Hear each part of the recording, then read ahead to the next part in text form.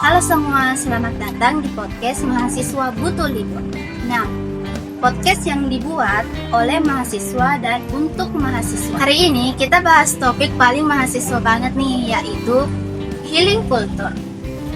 Healing yang katanya buat menenangkan pikiran, tapi makin dipikir malah makin overthinking. Dan sudah hadir bersama saya yaitu teman saya sendiri, mahasiswa semester akhir yang tugasnya numpuk tapi tetap ngotot healing tiap minggu. Halo, terima kasih nih sudah mengundang saya ke sini.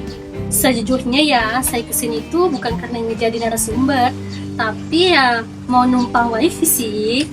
Ya ampun, ini orang kalau ada wifi gratis cepat hadir ya. Mungkin kalau diundang di hajatan, mungkin dicuekin. Nah iyalah, kalau di hajatan kan nggak ada wifi.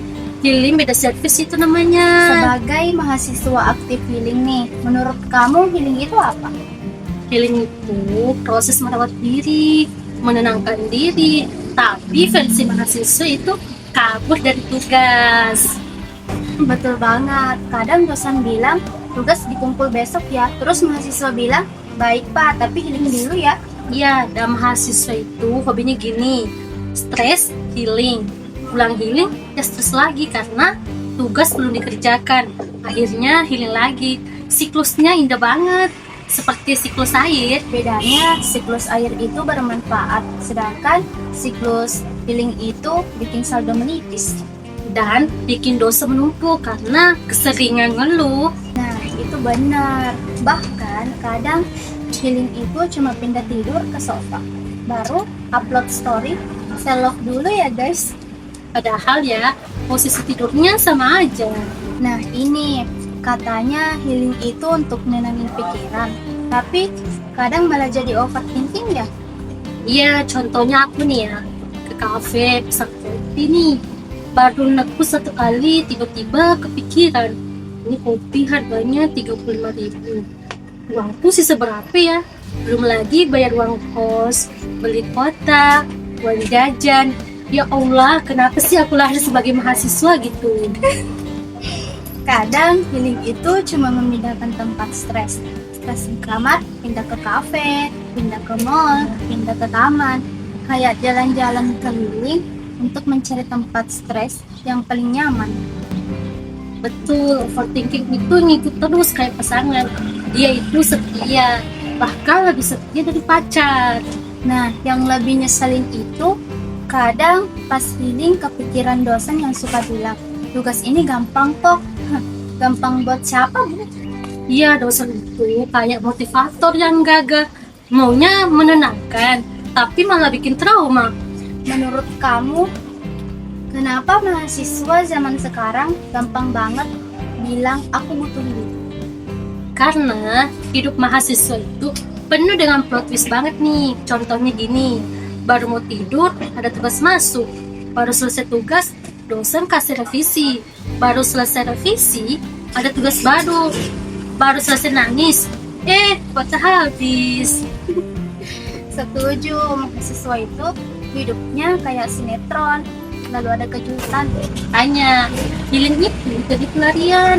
Tapi lucunya, mahasiswa itu bukan liburan mahal. Kadang cuma jajan Indomaret, duduk di taman kampus, beli SD, terus pasang caption, healing dulu. Ada juga yang healing cuma mandi, sambil muterin lagu galau, padahal mandinya cuma 7 menit. Iya, tapi story-nya sampai 14 slide. Ada filter bunga, slow-mo, ada quotes patah hati, padahal stresnya bukan karena cinta, tapi ya karena deadline. Healing paling halu, lihat foto pantai di Pinterest, terus bilang, suatu hari aku bakal kesana. Suatu harinya tahun berapa? Kan nggak ada rencana. Nggak punya tabungan pula. Oke, terakhir, menurut kamu tips healing yang murah untuk mahasiswa?